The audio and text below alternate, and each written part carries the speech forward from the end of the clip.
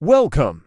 In this video, I'll show you how to create two types of external link buttons to connect your store to external sources or affiliate programs. First, the fixed button.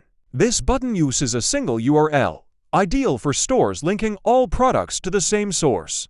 Adjust the settings to your needs.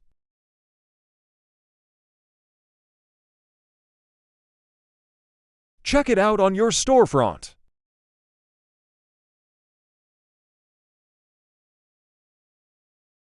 Next, the Per Product button. This button lets you add unique links for each product, perfect for selective external links. Click Open Bulk Editor.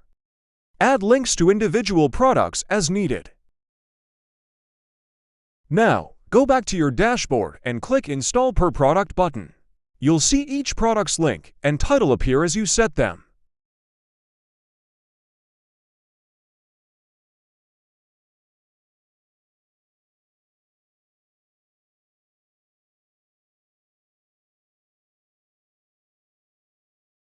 If a product doesn't have a link, no button will display for it on the storefront.